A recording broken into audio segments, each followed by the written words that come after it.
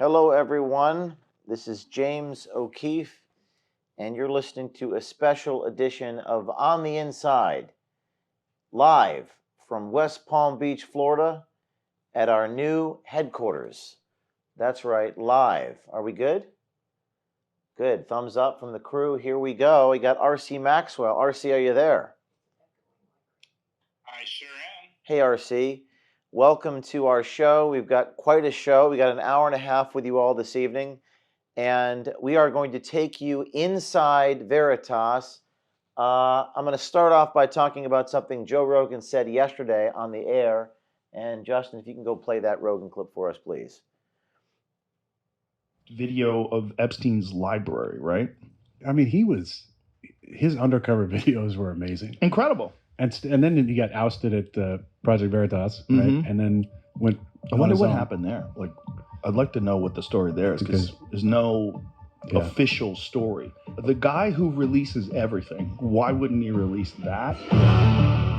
So this is Rogan on the air yesterday asking the question, why doesn't James O'Keefe release the tapes of what happened inside of Project Veritas? And simultaneous to him asking that rhetorical question, we actually did release the tapes inside Project Veritas. And for those of you listening, you have a special treat because this is an hour-long movie. And by the way, R.C. Maxwell is on with us. We have a bunch of guests. Alex Jones is going to be joining us actually in about 20 minutes. We've got Laura Loomer coming out. We got R.C. Maxwell. But R.C., are you there? Yeah, I sure am. I just wanted to ask you, because I know you just watched the film. You're in the film, and you endured all this. And we're going to get to you more here in about 30 minutes. And we're going to play some of this. Before we get to playing the clips from the film and the deposition videos, R.C., what's your reaction after watching this movie that you lived through? Well, I don't want to spoil too much. I don't want to spoil the lead, as they say. But, you know, when I was filming the documentary and I was told the shocking news about board members and things they were involved in, I was blown away by that. And, you know, obviously seeing that up on my big screen in my office was surreal. You know, this is the third documentary I've ever been in my life, and this one is obviously bittersweet. The first documentary I've cried in, and you know, I just think it seemed like it just happened, but at the same time, this also seemed like it was ages ago, Project Veritas. So the whole thing is very surreal because of my proximity to it. However, the same themes in my life that I encounter, doing the right thing, justice, exposing, all these themes, you know, came up here within this situation, and it's shocking to me that a company whose motto is be brave and do something, only very few of us were brave enough to do something. Well, RC, let's go through some of these clips. We have about 20 things, and RC, you're very knowledgeable about this. We're going to play deposition footage from the board members at Project Veritas. Joe Rogan asking, why won't O'Keefe release the videos? Well, and we have, and we are, and we will, live on the inside with James O'Keefe. Let's go to the deposition clip of, this is board member of Project Veritas, George Skakel, talking about his business investments in Pfizer Pharmaceutical. At the time, we were doing a story on Pfizer. Play cut one. Cut two. Go ahead. You would consider it to be in the medical field. Petrogen could be sold to a big pharma. Like Pfizer. Like Pfizer. Now, for those of you listening, he's saying Petrogen could be sold to a big pharmaceutical company like Pfizer. Petrogen, which is a company that we're now learning, and we're just learning this in the last few days, is a company that is Bradley Woods & Co. Limited, Petrogen Incorporated. These are board members at Project Veritas soliciting money from donors, from board members, from themselves for business investments. Let's go to the next clip. This is another clip. How much money did you invest in each of Matt Tierman, the board members' companies? Play the clip. Invest in each of Matt Tierman's companies. I don't think that's any of your business. Are you refusing to answer the question? Yes. Refusing to answer the question. I've never seen that in all of my years in litigation, a witness literally refusing to answer the question, how much money? Let's go to the next clip. This is also a clip about how much money was invested. This Board, did you disclose? This is me asking the board member on Easter weekend, did you disclose these potential conflicts of interest when you solicited these investments and made these investments? Medical companies? At the time I was on your board, I didn't. When did you begin investing in Matt Tierman's companies? A few years ago. While you were on the board? Yes, I think I was on the board then. I want to talk about your investments in I want to medical talk companies. about you. Is it all about money? Too bad you can't afford that. The board member stands in front of his massive mansion in Connecticut and tells me that I can't afford his house. Oh, there's a lot that is said in that statement, isn't there? Many people reacting to this film saying that says so much. We asked the board member in the deposition, if you're just tuning in, these are the Project Veritas tapes, the truth inside the truth. The truth inside Project Veritas. This next clip, let's go to, this is clip 5. This is about how do you define conflicts of interest when you're on a board of directors. Play this clip.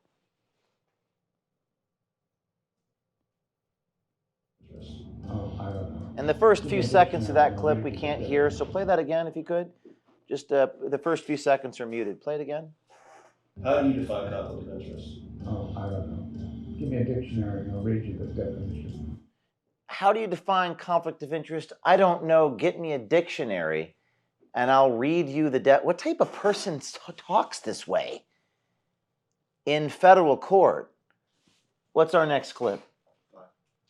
What's that clip? Okay, now you're listening live to James O'Keefe take you into the federal court depositions of the Project Veritas board members. They sued, so Project Veritas sues me, and they say, and in the lawsuit against me, their founder, they say, owe them money.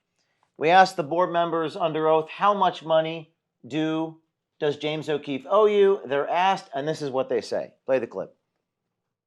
Well, you owe first, and then we can start talking about it. I'm interested to know how much James O'Keefe owes you. Oh, $785,023. How?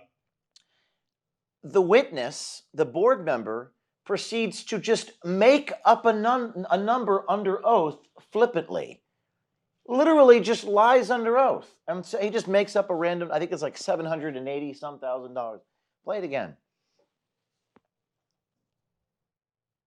$785,023. How did you arrive at that figure? With a very, very complicated algorithm I cannot reveal because it's confidential. Wow. Just flippant, total perjury, making up numbers under oath. If you're just tuning in, we are taking you through the federal deposition transcripts, exhibits in the lawsuit, taking you inside the organization I found. Let's go to the next one. This is a board member. One of the board members, Joe Barton. Let's go back to that one, please. Offering an employee a raise if I'm removed. Offering what it appears to be a bribe to restructure the company to remove James O'Keefe. The undercover journalist says, I don't know how this works. What's the solution? Let's go to the next screenshot. You get a raise. You get a raise to restructure the organization without James. This is board member Joe Barton offering a raise to an undercover journalist in exchange for removing me. Now, what's interesting about this, and let's go to the next one. And if for those of you listening on the Spaces, I know you can't see this, but we're live streaming on Instagram and YouTube, and we're taking you through the story of what happened here. This is an email obtained in the lawsuit from board member Matthew Tierman. I'm going to read this to you. I know you can't see it if you're on X, but you can see it on Instagram and YouTube. And this is a direct quote from Matthew Tierman in an email to the board of Project Veritas. Quote, by the way, pardon the obscenity. This is rated R, by the way. If you don't like it, then you could get off of the stream. I did not write this. This is nonfiction. Truth is stranger than fiction. Quote from Matt Tierman to the board of Project Veritas, dated May 30th, 2023. I agree in practice, since none of the board here did anything illegal or promoted doing anything illegal. We did not auction off James' girlfriend undergarments, despite Joe Barton's suggestion in a group text to all of us. In April, cooler heads prevailed. So this is Matthew Tierman saying that Barton suggested that we auction off James's girlfriend's undergarments. Quote, nor did any of us sexually harass any female employees, unless texting a female employee in February offering a raise would qualify, in which case that would be grossly problematic and might lead to future legal problems. This is very interesting. This is a board member, Matt Tierman, accusing another board member, Joe Barton, of sexual harassment. Let's go to the next screenshot. We have Alex Jones waiting here. I'm going to get to him in a minute. This is so obscene I can't even say aloud what I'm looking at, and I won't. This is an email sent from one of the Project Veritas board members, Matthew Tierman, to one of my chief technology officers at OMG. I can't even read it out loud, but it says, blank dumpstering and guzzling. We're recruiting a CTA. This is disgusting. This is outrageous. And you wanted to know what happened at Project Veritas. And I'm telling you what happened. I'm showing you what happened. Taking you inside exhibits we obtained in the litigation of the organization against me. I can't even say it out loud. It's disgusting. Pornographic obscenities from board members directed at my employees here at OMG. Let's go to the next one. For those of you who are watching, you could read this for yourself. It's disgusting. I'm not going to say it out loud. Go to the next one. Okay, pause. This is board member George Skakel. Play it from the beginning. When you play the first few seconds, we can't hear it, so we have to manually pause it at 1 second in. And this is board member George Skakel talking about board member Matthew Tierman, calling him crazy. He pissed it, O'Keefe. Why? I don't know. Have you explored that with him? I told him he's crazy. Matt Tierman. Yeah. Why did you tell me he's crazy? I think it's unhealthy to let oneself be consumed by hate. It's unhealthy to let someone be consumed by hatred. Why is it that these board members are consumed by hatred? Could it be that we know too much? We have too much information about these investments, about the money. There's a lot more to go through here. We are breaking news here on the air in the movie On the Inside with James O'Keefe, talking about the truth inside Veritas, the truth inside the truth. Breaking news. Board members of Project Veritas had co-investments together, business relationships, companies that could be, quote, could be sold to Pfizer, unquote. That was the company that we were investigating 2 years ago. We continue to investigate. Potential conflicts of interest, and a bombshell movie released yesterday at O'KeefeMediaGroup.com. We've got so much to go through, but I think we have Alex Jones with us, is on the air. Alex, you there? I'm right here. Hey, Alex, I know you and I went back and forth over the last few weeks on a number of issues, but first, I just want your reaction to, I know what I sent you here with this new information about Project Veritas.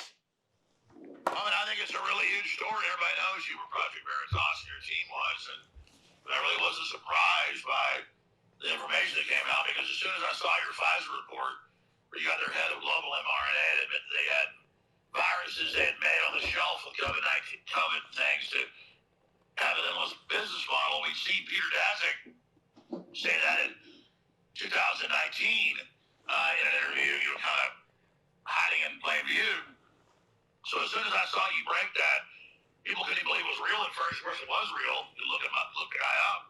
I said, that's it. They're gonna put O'Keefe in jail until they were shut down Veritas. And obviously, you've been such a thorn on their side and such a game changer that they had to do whatever they had to do with whisper campaigns and all the rest of it. And then, that's how the system works. What I've gone through with the Democratic Party and all these groups that's come out now are targeted by Obama, who does 1,300 Comey's orders or direction once Comey got in. That we got set down by the Trump administration a few months ago, and everything's come out of the Justice Department filing the lawsuits against me and rigging the court cases and everything. And there's a criminal investigation of that, I'm told, and we got civil suits going on. This is what they do. This is how the Black Ops, the Justice Department, the spy crowd, the CIA, we've had undercover CIA guys be exposed, being involved with stuff happened to me. So I mean, this is what I've been through. So I absolutely, you said we've been back and forth a few weeks. I love your work. I think you're one of the towers of exposing corruption and have, most of the big game-changing investigative reports. I mean, not just the best. You have those too, but I mean, I'm the biggest fan. I felt bad because I guess I kind of projected onto what you told me, some stuff, and then all the rest of it. I mean, I thought the Prince Andrew thing was gigantic and huge and new, and to have his cover-up artist, his pitch man, the guy that was his representative, basically the cleanup guy, his PR guy, to say it was all crap, that he was abusing these girls was massive. That's dangerous. You told me these three big stories. Yes. Pam Bondi thing, the Pam Bondi thing. Yeah, I mean, it was new in that here she was saying it was videos, not files. I just thought it was going to be actually with Epstein or something, but you didn't tell me that, so I made. Yeah.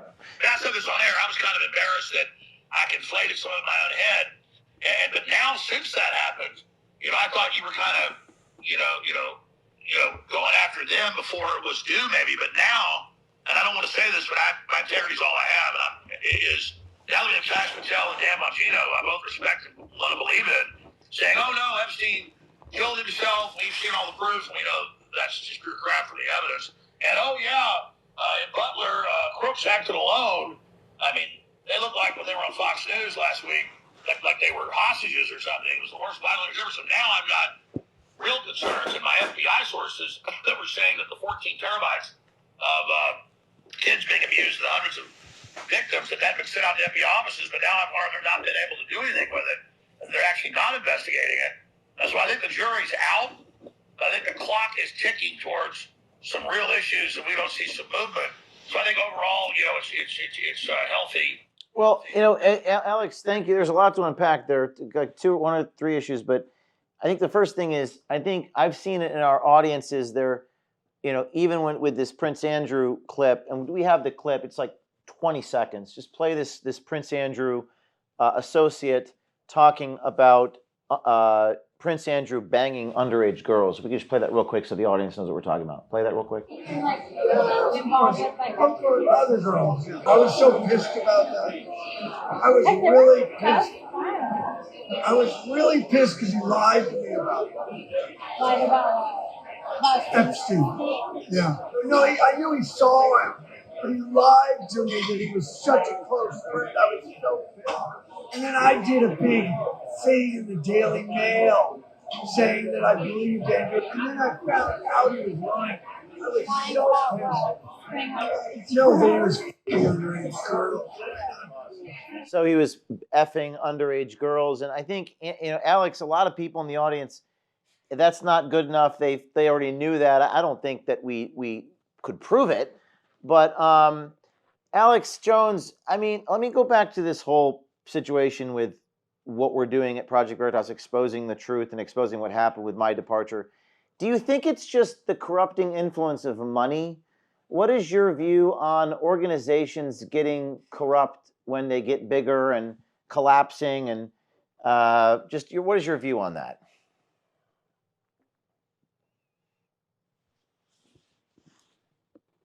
We still have Alex. Are you there?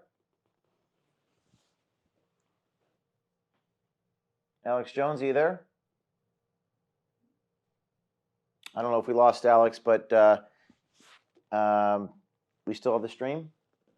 All right. Well, when Alex is able, I can't hear you, Alex, but if I can hear you, I'll come back to you.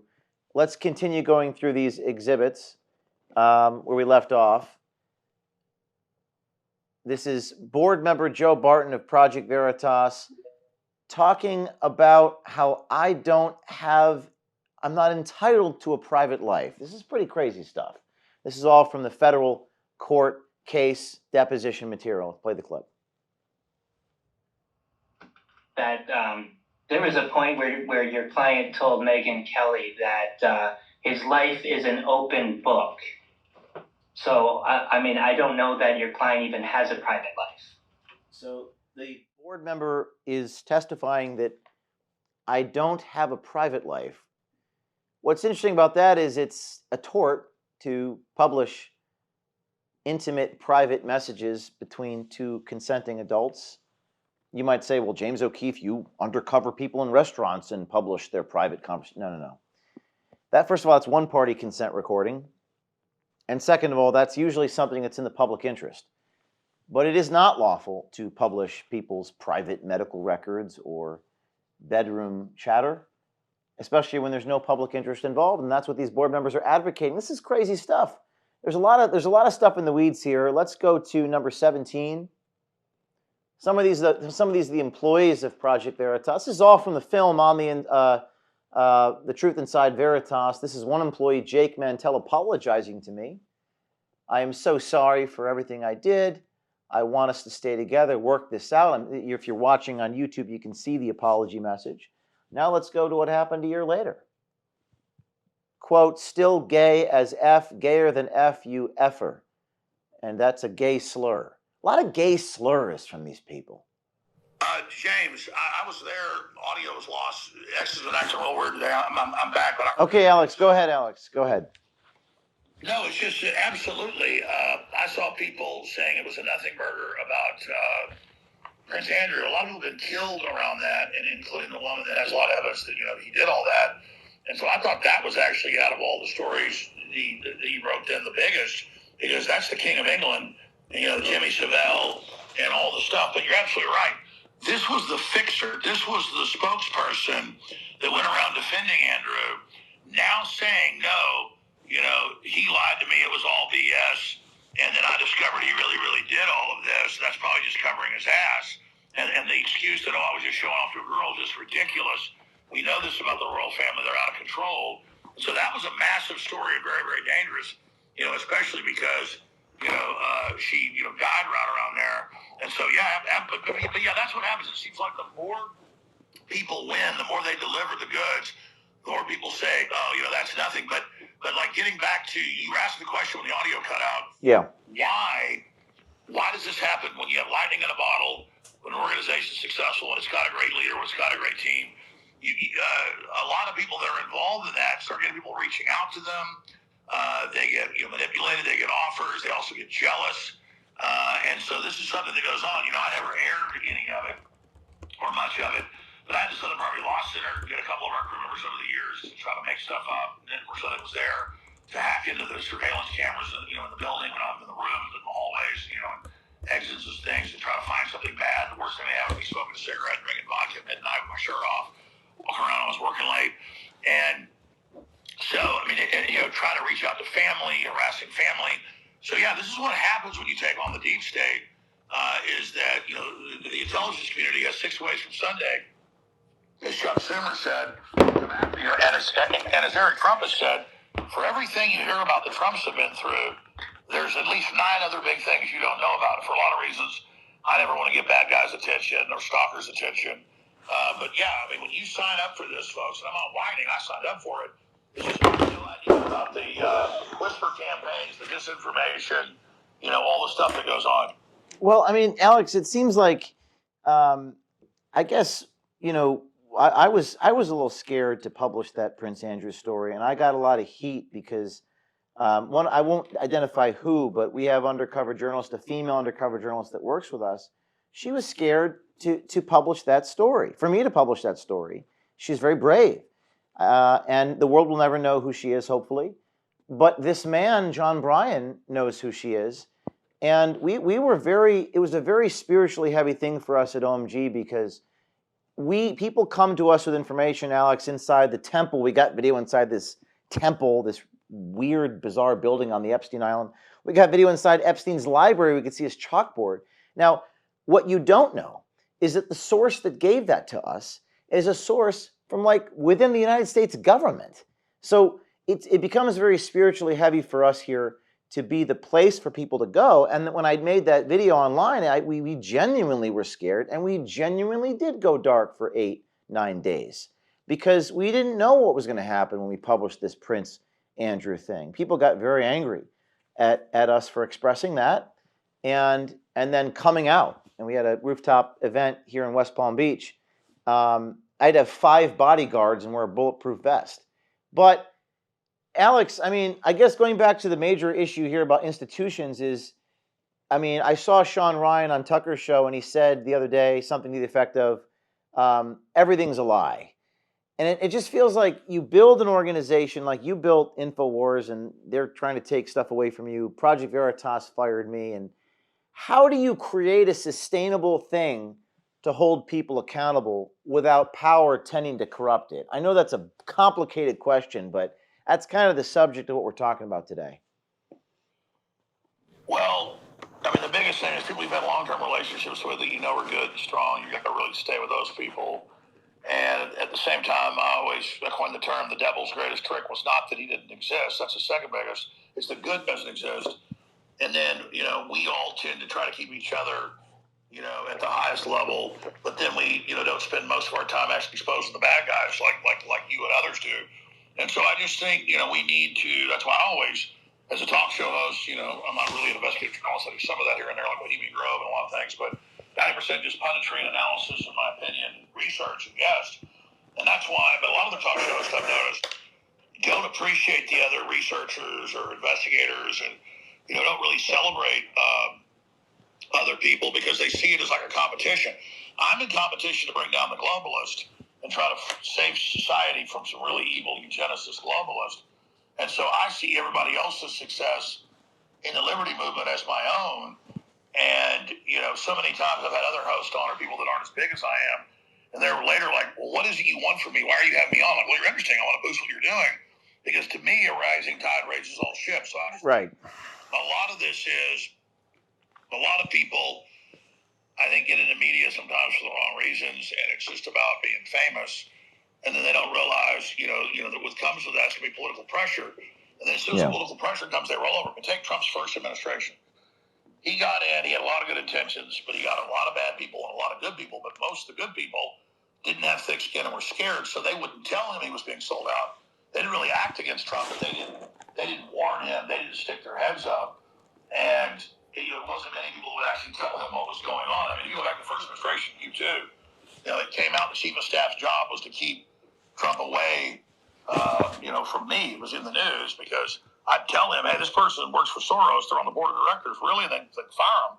But then all hell broke loose. They came after me, even more in the deep state. And it wasn't that everybody around, didn't know that, but they already, run Flynn out and people that did know and would speak up. And so, but, the majority of them just sat there and did nothing so they could soak in me and around the power. And that's really the danger is. It is the danger. Not even so much the bad guys, who they are. It's the people that act like they're good guys. And they're not really on the side of evil, but they don't really fight it.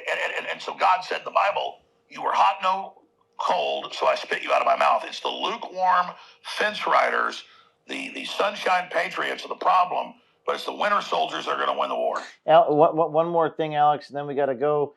This is from Conrad's Heart of Darkness, which is the book that Apocalypse Now is based upon. And I love this quote, and I think it applies to what you're saying. Quote, few men realize that their life, the essence of their character, their capabilities and their audacities are only the expression of their belief in the safety of their surroundings.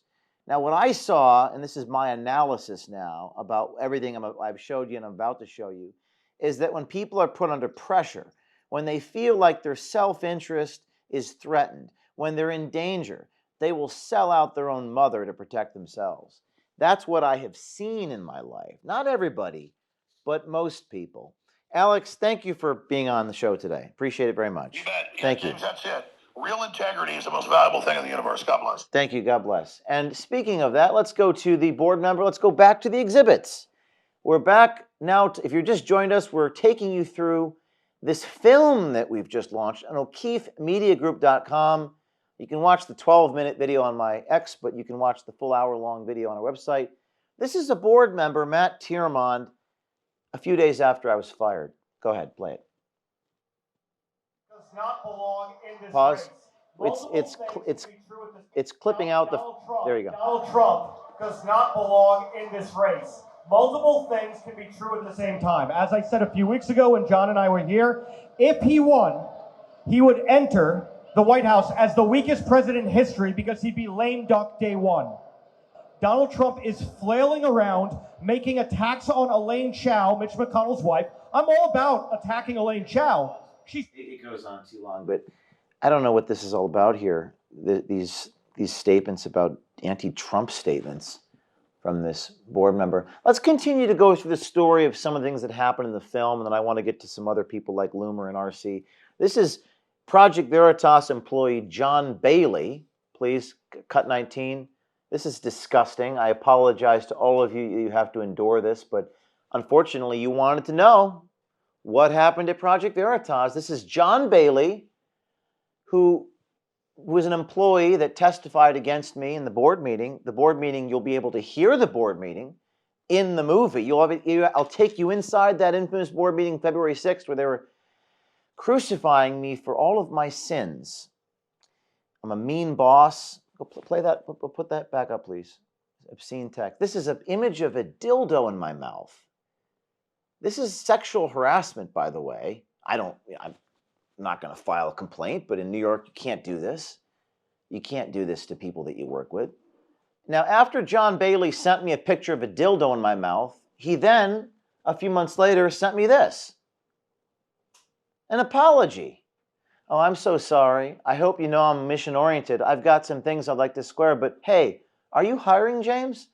And then John Bailey tries to apply to work for me at O'Keefe Media Group. Okay, I know this is ridiculous, but we're going to keep going, taking you through this. You want to know what happened? This is the IT Associate Director, Angelo Martinez. Now, RC, are you there? Because this one applies to you. I think RC. Okay, I apologize. I'm showing this, RC, but you consented to it being in the film. This is just horrific, a violation of HIPAA laws. Now, RC, could you tell people who Angelo worked, was it in the IT department, what he did in the IT department? Yeah, I mean, this is an individual who had access to all of our devices, all of our phones. Angelo, aside from the federal government who admitted to tapping our phones, Angelo is the one person, who has access to a lot of our comms, a lot of our communications. And for him to, by the way, I invited this individual to my wedding. Again, this speaks to the callous nature. You're talking about people becoming corrupted by access to power.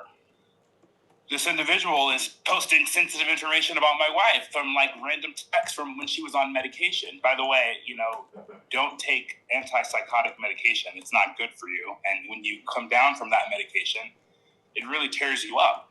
So you have an individual I've invited to my wedding who is attacking me in this way simply because I didn't stand with them. I just want to pause for a second. Yeah, and all of you listening to RC Maxwell and watching this, there's a film. It's out now at O'KeefeMediaGroup.com. It's called The Truth Inside Veritas. It's incredibly cinematic. What we're doing right now, taking you through these different screenshots, is we're slowing it down a little bit, telling you, you're looking at a guy inside the IT department of a company, an IT, what was he, RC Associate Director or Assistant to IT, what was his title? Wouldn't be able to tell you. IT, he worked for Josh Hughes, he was in IT, saying, quote, RC left his wife's text messages on her phone. I have all the receipts of her private medical records. And this is a violation of HIPAA. And he's threatening you on Instagram. And we believe he deleted this message, RC, but we've retrieved it. And it's in the lawsuit. This is just disgusting. And I'm sorry that you had to go through this. Let's go to the next one. These are part of the revolutionaries. There was a text message thread called the Revolutionaries. And these are employees who are saying in this, by the way, isn't that ironic, RC, that right-wingers are acting like communists?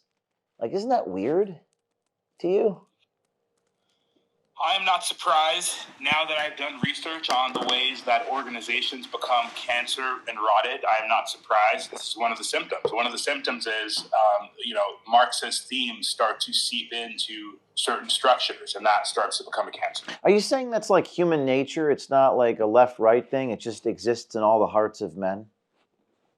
Sadly, that's exactly what I think. Jealousy, attempts to control, trying to see yourself as great instead of being, instead of lifting up others. All these facets are at play. All right, let's take a look at these messages. Let's go back to that one. These are the revolutionaries' text message chats. Now, you might be wondering, how did I get these? Well, there was in a lawsuit, and or you might be saying, well, how is it legal for you to publish what's happening in a lawsuit? Well, lawsuit's public proceeding. These are not under seal. You can report, the journalists report on court proceedings every day. This is Bethany Rolando, just spoke to Matt Tieramond, Joanna Sumner. These are all people in the fundraising department. Matt asked if I could testify against James O'Keefe. Mario Balaban, Matt asked if I could testify against James. So this guy, Matt Tieramond, is soliciting all the employees to testify against me. Let's go to the next screenshot.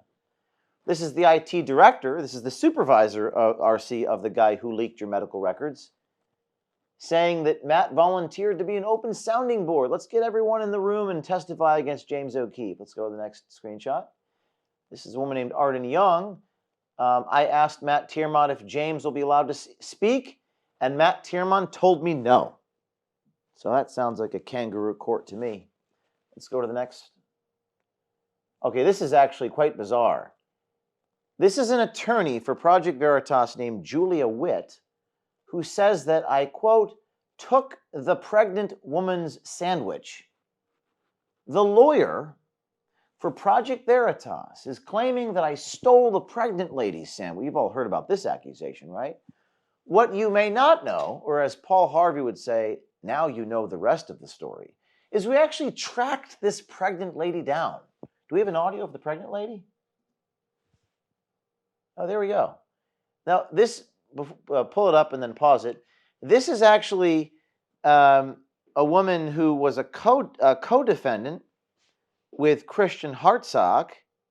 Christian Hartsock's reporting on the Democracy Partners case. In this court case trial, we're in a trial together. She's pregnant.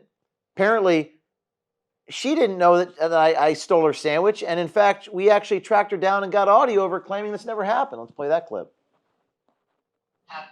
So I don't have any recollection of there ever being a sandwich that was meant for me that you took. So she's denying that we stole the sandwich. So let's go back to Julia Witt again. And by the way, I'm naming names. Most people don't have the balls to name names. But I'm going to name names because I'm being honest. I'm being truthful. Why would attorney Julia Witt, who's supposed to represent the organization and do what's in the best interest of the organization, literally, she's the attorney for Project Veritas. Now, this is a rhetorical question. Why would Julia Witt fabricate an allegation about me stealing a sandwich? Can anybody answer that? I'm just going to let that simmer for a minute. Okay, let's go to the next one. This is also pretty crazy stuff. Again, if you're just tuning in, you wanted to know what really happened at Project Veritas, and now you know, with the film called The Truth Inside Veritas, out now at o'keefemediagroup.com. You can sign up on our website and subscribe, and you will get to watch this hour-long cinematic movie. The guy who edited, phenomenal film director named Chase, and he's done some incredible work putting all this together. Let's listen to this guy. This guy's name is Barry Hinckley.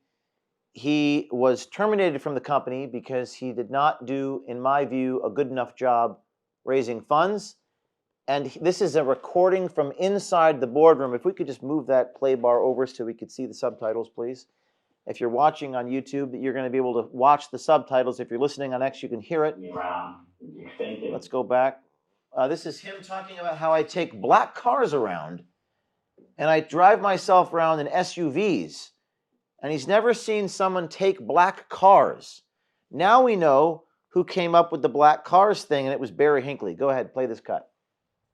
A lot of employees, and I never lived this lifestyle with black cars constantly picking me up, moving me around, expensive accommodations when the rest of the staff are staying at one level. I mean, all for one and one for all, expected in a nonprofit. I just never took the vision of one person living one way and everyone else living another way.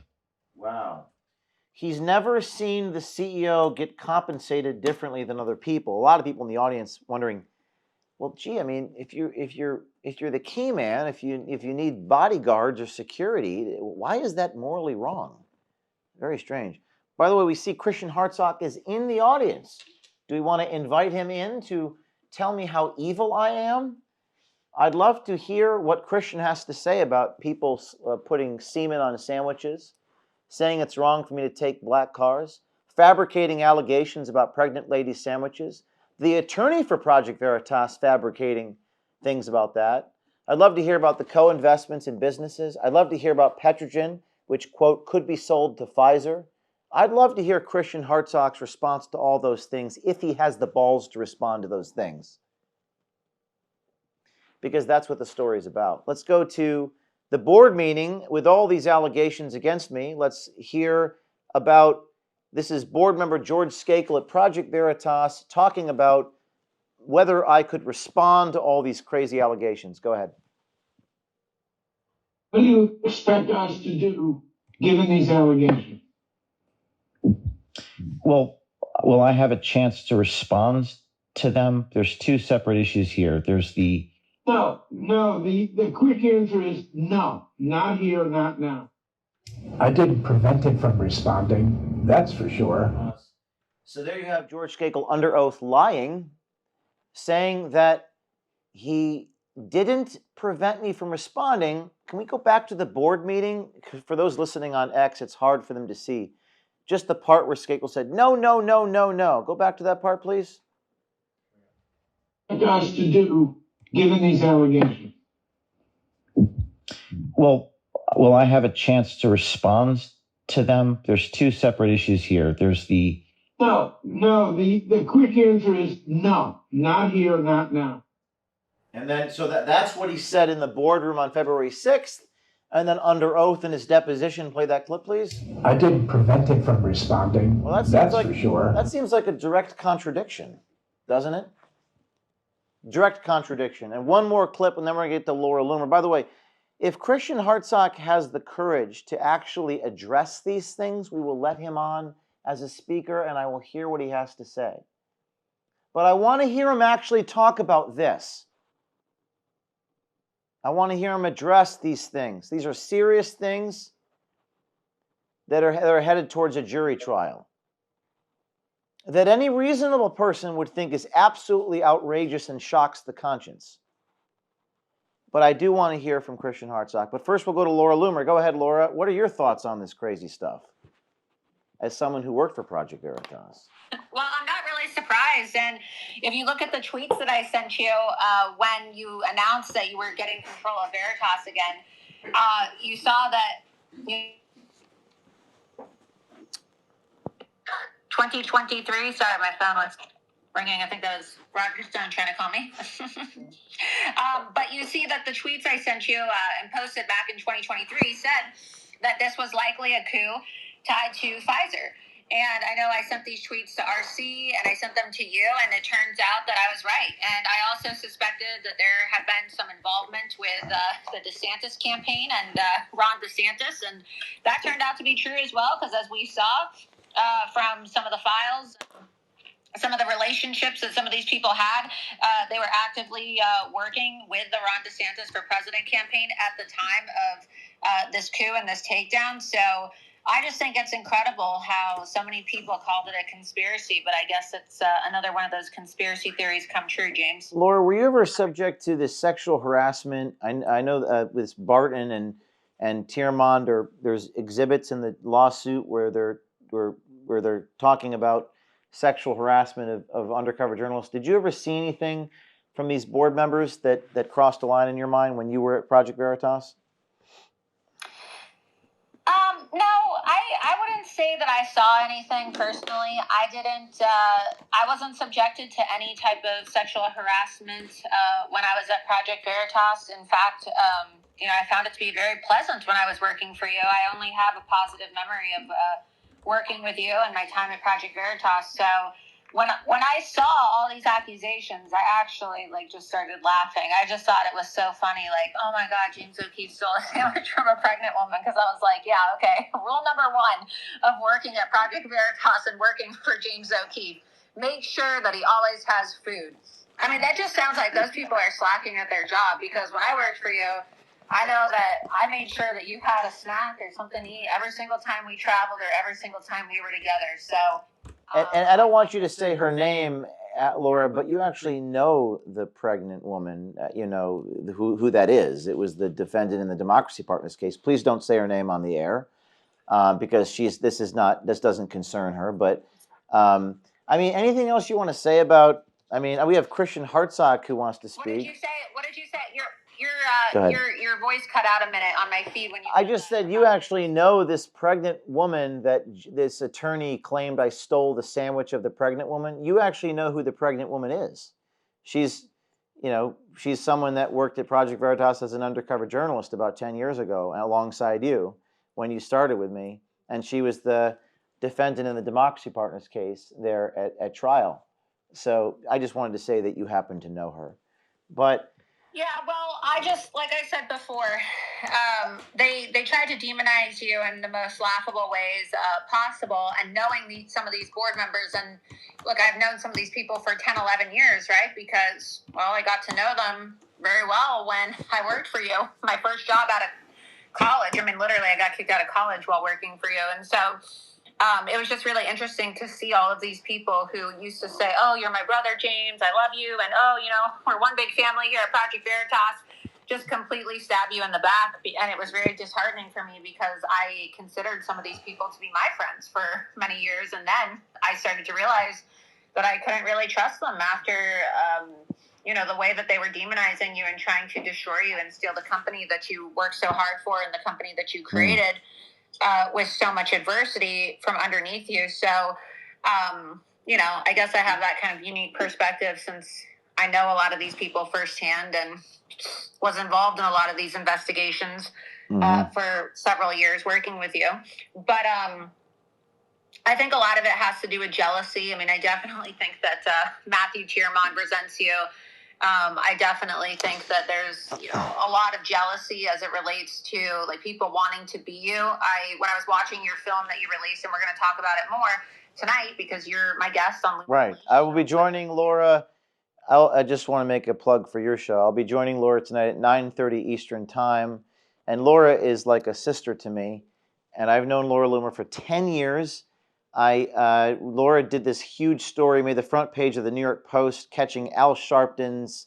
What was the name of that woman you caught on video, Laura? The woman that. She's dead now, but Erica Garner. Erica Garner. Of Eric, and we got all the family members of the Black Lives Matter scams who were working with Al Sharpton, and we got them to admit on camera that he basically utilizes the family members of dead black men. So all about the money. She said he's all about the money, and Laura got this woman on video making that gesture with the fingers. Al Sharpton's up with the money. Front page New York Post, and people. We got Trayvon Martin's family on camera too. And people at Project Veritas would criticize you, and my response to them was always to say, Laura actually gets results. And you may have issues with, her or whatever personality, but the bottom line is journalists get results. And I consider you like a sister, and I tell people that. They always try to get me to criticize you. I say, listen, I'm not. You're my friend, and I mean that in a genuinely in a way. I don't have many friends, so Laura Loomer is my friend, and you will always be my friend. Even if we disagree on politics or a tactic on how to get something, it's just you're my friend. But I really wasn't. I appreciate that. You're my friend too, and that's what I'm telling people. I traveled with James. Look, I've been everywhere with James. I've known him since I was in college, and so when I saw all of these crazy stories and reports coming out about his character and all these accusations, it's just completely completely false. And it's not the James O'Keefe that I know. And it's not like, a regular relationship where, oh yeah, it's like 9 to 5 and you go to the office and that's that. No, I've traveled with James. I know his family. I know his personal life, right? Like, we're very, very close. And so I knew from the get-go that a lot of these accusations about him were completely false. And the reality is that James O'Keefe has a security threat. When we worked at Veritas, and Matt Tierman knows this, and all the people that are talking shit about James know this, I remember when I was the comms director for Project Veritas during the 2016 presidential election, after I had completed my investigation in the Hillary Clinton campaign. And when I was doing communications, I was literally sleeping on the couch inside the Project Veritas office for like the week of the presidential election and we actually had to hire private security, like former CIA operatives, to come do private security at the office because Hillary Clinton was sending reporters around who were taking the license plate numbers of people's vehicles who worked for Project Veritas. And there were several instances of some people like going home and documenting the fact that like their residences had been opened. Laura. And so I'm saying this because James has every right to travel in an Uber Black. James has every right to travel in private transportation. Like, what do they want? They want him to live like a total schlep and not have any, private security. Let me get to Laura. Stand by. RC, you got about 30 seconds before I go to Christian Hartsock. Go ahead, RC. Hey, look, I think that those are all very important issues Laura brings up, but I think this issue that you bring up also in the documentary of federal informants investigating Project Veritas, the feds being involved in Project Veritas. We know about you being, raided by the FBI, but there is still information that the DOJ could release about exactly what the feds did to Project Veritas. You have to understand, when journalists are investigated by feds, it creates a chilling effect. It's a core issue, and it matters not only because of public trust in media, but it's literally a constitutional issue. So look, I'm challenging Pam Bondi at this time to release all information she has about the feds, the Joe Biden federal government investigating Project Veritas. Yes, thank you, RC. That's a great point. I'm going to make that point every single show I do until this is unredacted. They redacted every single word for RC is referring to of the probable cause, that is the justification for the search warrant against myself, Eric Cochran, and Spencer Meads. And while they dropped the case in February, the FBI dropped the case about the diary and the raid against me, and there's no criminal investigation. They redacted every word. We need that unredacted. We believe were confidential Fed informants at Project Veritas. Oh, and by the way, it's a crime to lie to the FBI. So whoever lied to the FBI about the fact that we committed a crime, we're committing a felony. Hey, maybe that's why they hate me so much. It's people tend to project onto you. But we're going to go to Christian Hartsock. Christian, are you there? Yeah, I'm here. Okay. My question for you is this. Do you think it's okay for Matt Tierman to say things like, quote, "cum guzzling dumpster" to my current chief technology officer? Do you think it's okay for Angelo Martinez to steal medical records from an innocent woman? And do you stand with the individuals after they've sexually harassed me, sent me pictures of semen covered on a sandwich, counterimposed dildos in my mouth, and board members co-investing in medical companies? What is your comment on that behavior, Christian Hartsock? No, they know exactly how I feel about that, about those texts. And but you know me. I've been friends with you for 15 years. Wait, hold on a second. Define friend. Define friend. Are you gonna? No. You want me to answer, or are you going to talk over me? Go ahead. Okay. I remain friends with everyone. For the same reason I remain friends with you after you tried to lure Abby Boudreaux onto a boat full of dildos and condoms and chocolate strawberries and sex toys for God knows what fucking reason, and lied to me about it when all she wanted to do was get on the set of Landry Dance and film me directing it. I stayed friends with you. You made a public humiliation of me, and I stood by you. Scott Zamos, called me, invited me down to Sunset to go on CNN and distance myself from you and say I knew nothing about this, which was true. You totally blindsided me. I knew absolutely nothing about it. But I said, no, James is already, you're too late. James already called me and apologized. And he's my friend and I will stand by him. And I always stood by you. I continued to stand by you. I never stopped considering myself your friend. Where I stopped short is being willing to lie to the public for you, which is exactly what you were doing. When you claimed that you were ousted, which you are still lying. Why are you lying about that? So can you answer the? No, I'm not done. I'm not done. So this is not your show. We're gonna cut your mic. Mute the mic, please. Mute the mic, Christian. Christian, I'm happy to have a conversation with you, but this is not your show, and I asked you a question. I asked you a question about the board members co-investing in companies and their conflicts of interest. Are you willing to have a conversation with me about the board members of Project Veritas terminating James O'Keefe? Are you willing to talk about that?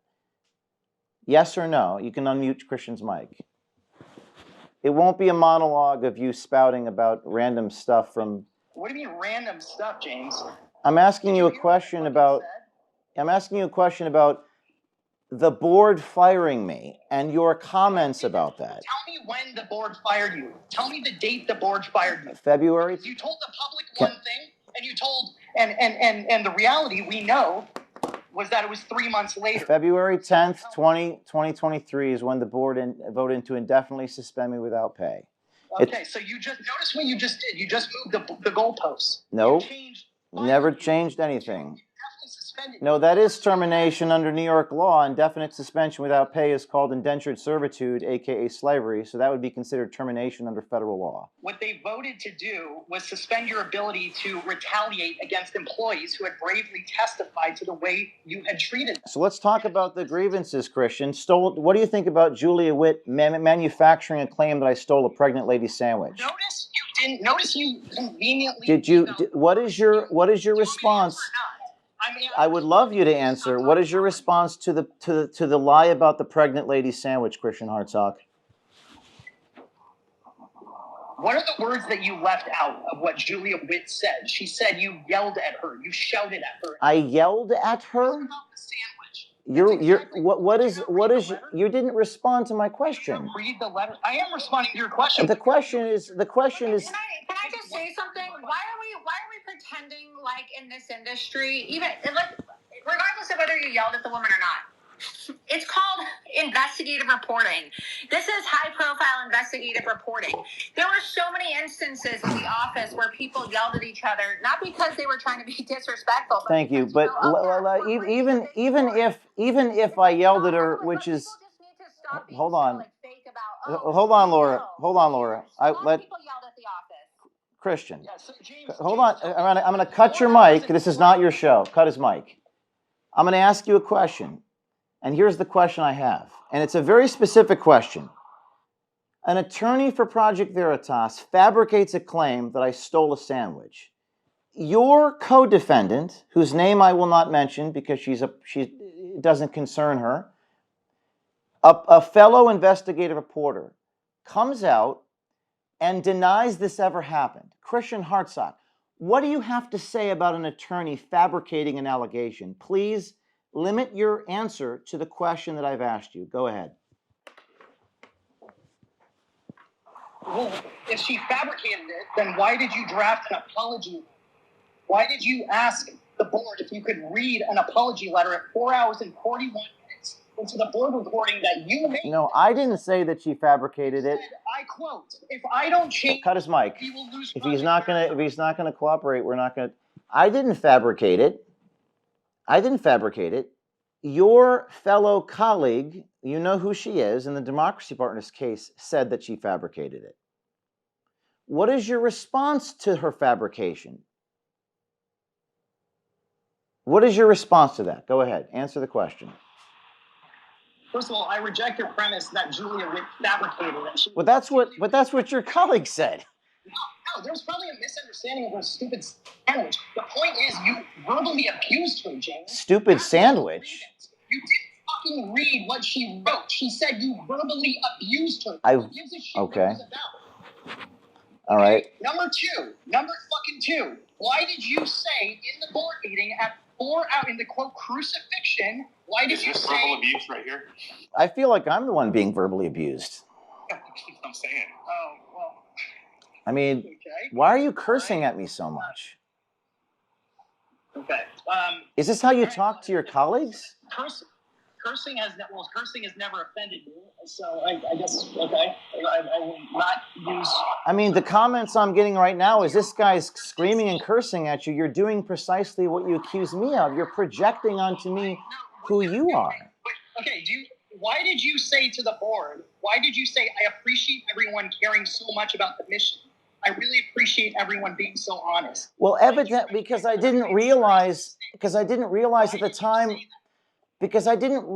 the time what I know now, which is that many of these people don't actually care about the mission. And that came out afterwards when they called me a, quote, faggot, when they sent me pictures of semen-covered sandwiches, when attorneys fabricated allegations, when board members solicited investments from donors and didn't disclose that, which is a violation of the conflict of interest. I learned so much. I was once blind and now I see, Christian. My question for you is this. Now that you know the character of... We will lose Project Veritas. Why did you say that? Because I didn't think it was... Turn around and belittle. Was it 6 hours of Julia talking about a sandwich, James? Was it 6 hours of Julia talking about a sandwich? Or were there very real grievances that were brought to your attention that you said, if I don't change, we will lose Project Veritas? I mean, I guess the question is, I sent an apology letter, and I genuinely meant it about saying in front of other people, there's the door. But the problem is Barry Hinckley stated he would not follow my lead. So my question back to you, Christian Hartsock, in a situation where I tell someone, you need to do this, and they are insubordinate, what was I supposed to do? You want me to raise $24 million a year, and you're not allowing me to take an SUV. So what exactly do you expect me to do as the CEO or leader? And that's the problem with your logic. You don't have an answer. You just keep going back to I yelled at somebody. I don't know what you're referring to. No, that's the part. No, that's not. No, that's the thing you want to laser focus in on. For the last 2 years, all you have focused in on is Sandwichgate and black cars. When you know goddamn well, you sat there. Wait, can you please stop cursing at me? Why? Okay, James. In 16 years, you've never been offended by the F word. Why are you pretending to be offended by it? Because I think it's important that we can have. Pretending to be someone you're not. You use the F word all the time. You were never this thin-skinned pussy about it. Okay, well, because we're on a public show in front of hundreds of thousands of people, all right. And I think it's important to try to have a cordial conversation without hurling expletives. I really don't appreciate the way you've been attacking people for the last 2 years. Laser focused, first of all, deriding, completely belittling, very real. And you lied on February 20th. Hey, Christian, I'm raising money right now for lawyers to defend the reporting, some of the reporting you were involved in. I don't think you understand the price of being a leader when you have to raise tens of millions of dollars a year. And your colleague said, I will not follow your lead. And then you guys ran out of money, and there was no money to defend you. So help me understand. Help me understand. What were you guys thinking? What do you mean? What was I?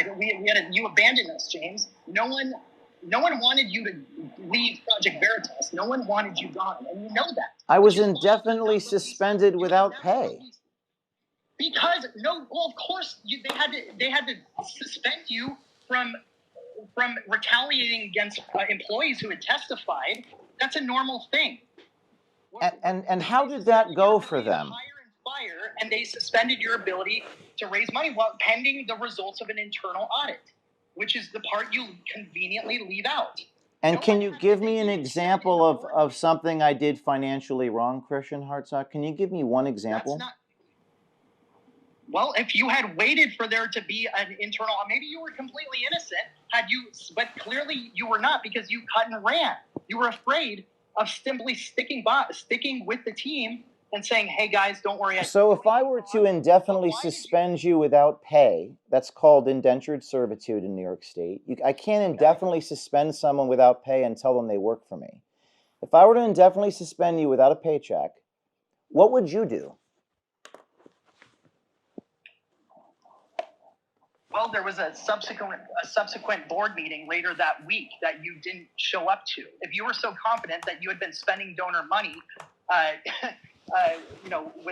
without anything for anyone to complain about, then why didn't you stick around for that board meeting, that second board meeting? Because they told me to be gone for 2 weeks.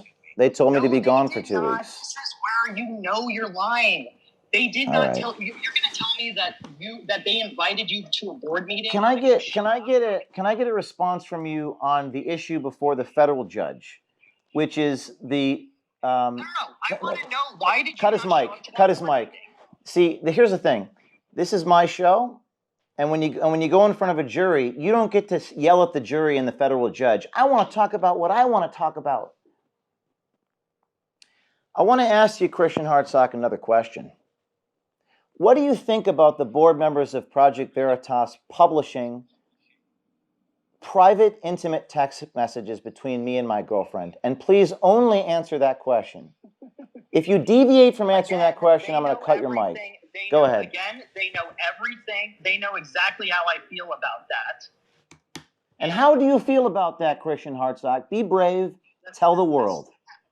The same way I felt about you trying to lure Abby Boudreaux onto a boat full of dildos and sex toys, and making me take the fall for it on CNN. How do you feel about the board members of the company publishing the IT person publishing R.C. Maxwell's medical records? Tell me your response to that. Are you brave enough to make a comment? Excuse me. They know very well, and they've known all this time that I never that I'm against that, as you well know. Okay, but here's the problem: is you want me to be this avatar for everything that anyone has ever done to you or RC, when I'm not. You invited me to talk. I will talk about what was within my knowledge and was within my control. And the fact is, you abandoned your team. You lied to the public. You were not ousted, and you. By the way, Christian, you liked the comment that Angela made, trying to torment and taunt my wife. By the way, you liked that comment on IG. You're going to sit here and you're going to say, I don't remember it, because you're not mad enough to sit here and say, yes, I liked that comment because I had animosity for you because you stood with James. Well, See, this is the problem. I don't think that's not a comment. This is the problem. Why don't you take this up with Angela? Evil, corrupt power cannot win unless there are people like you who are either too stupid not to know the difference or willing to be a puppet. And I feel like you're either in one category and you're projecting, because RC, you told me yourself, you're projecting because you told me yourself James needed to be reined in. And you told me that, but if James leaves, you will leave to protect your brand. It didn't. You even told me it didn't matter who was in the wrong. If James left, you would leave to protect your brand, and sure enough, that's what you did. Whereas the brave souls that stayed aboard Project Veritas and refused to join James. So you're saying you're righteous, we're all liars, and we're all. Well, you knew James was lying. You knew James was lying. Did you know? Wait, can I ask you an honest question? Did you know that we had board members who had medical companies who were potentially shopping them to companies like Pfizer?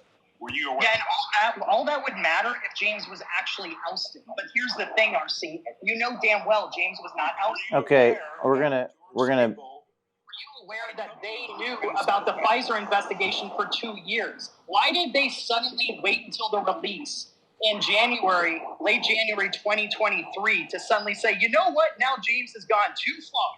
Let's oust him. They knew about, Matt Tierman knew about the Pfizer investigation for 2 years. Christian, are you currently in a Revolutionaries chat with Tierman? Are you currently in a Revolutionaries chat with Matt Tierman? Answer my question, James. I will answer your question after you answer mine. Why did you? That's a tautology.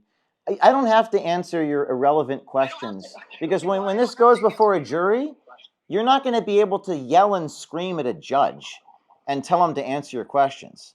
Publication of private facts, defamation, is unlawful, Christian Hartsock. You can't publish people's private medical records. Do you understand? You cannot publish people's private medical records. The fact that you are unable or unwilling to condemn someone publishing R.C. Maxwell's wife's medical records says so much about you. You can't sign a conflicts of interest policy at a nonprofit and then invest in companies and not disclose it. You can't do that.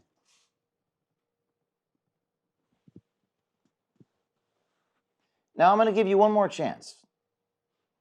Do you have any comment on the following things? Do you have any comment on sexual, graphic, and obscene messages sent from these are your friends? Do you have any comment on the attorney of Project Veritas fabricating an allegation according to the pregnant lady? And do you have any comment, most importantly, on the board members of the company co-investing in companies and not disclosing that conflict of interest? Do you have any comment on those three things? Go ahead. Christian. And you have no proof that Julia fabricated anything, except what she didn't fabricate was you verbally abusing her in front of people, whether it was someone's sandwich or not. Why do you laser focus on? All right. Get him off the air. Get him off the air. I mean, I wanted to give you guys a glimpse into this. I run from nothing. I hide from nothing. You got to hear directly from one of the people at Project Veritas who was fired after the company ran out of money. RC, what's your reaction to that? Look, I want to know who is a federal informant at Project Veritas, who was a federal informant. I think the picture is still cloudy. Like I said, I think that, powerful people can't do evil unless there are pawns they can use. I think Christian is one of those pawns. I am curious to what the next depositions, what comes out. I'm curious to hear what Matthew Tiraman has to say in his additional deposition. We know he's conniving. You heard the clip that his anti-Trump clip that speaks to his conniving nature. I wonder what Christian has to say about Matt Tiraman saying Trump will never be president. Like that, I didn't think to ask that question, but I don't want to, bother you guys with ramblings and non sequiturs. And this is for the viewers. I mean, this is the kind of, unfortunately, and by the way, let me be fair. I think Christian did some great work at Project Veritas. The two things I think he did amazing were the report on Bob Creamer, which, by the way, I'm appealing to the D.C. Circuit Court of Appeals. We're currently paying for the legal fees to defend the journalism that he was involved in. He did great work. I think he did great work on the story involving ABC producer that was caught on tape saying they need to cross the Hudson River and actually research why people in this country love Trump. Christian did some great work. Unfortunately, Christian Hartsock fell a victim to, he wanted more credit, and he became, I believe, resentful and quite vindictive after he was not given the credit as an undercover journalist. And that turned into a kind of vindictiveness and a kind of resentment. And I actually, so I want to be fair that I think he did some good work, but unfortunately, and this is what it comes down to, if you don't have integrity in your life, and if you can't condemn what we're talking about here, and if you can't take a stance, then it doesn't matter how good it doesn't matter how talented you are or how great your output is. You have to have integrity. And that kind of gives you a glimpse into kind of some of the people that I have had to deal with. Two things can be true. They can be talented. They can do some great things. But if they're going to send me dildos in my mouth and sexually send a picture of me nailed to a cross, I don't know if we have that one. We don't even want to show it. It's too graphic. They nail me to a crucifix.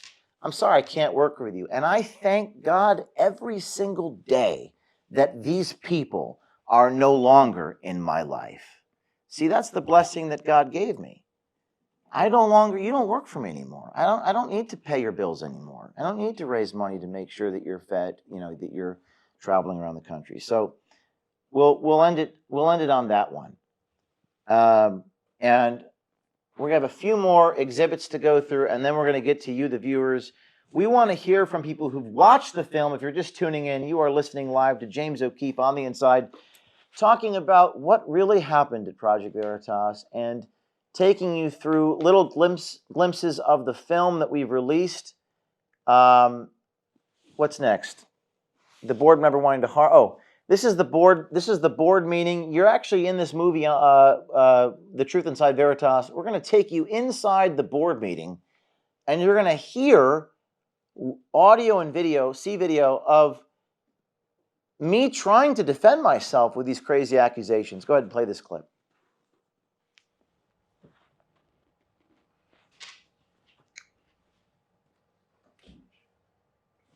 This is, we don't have sound on this clip.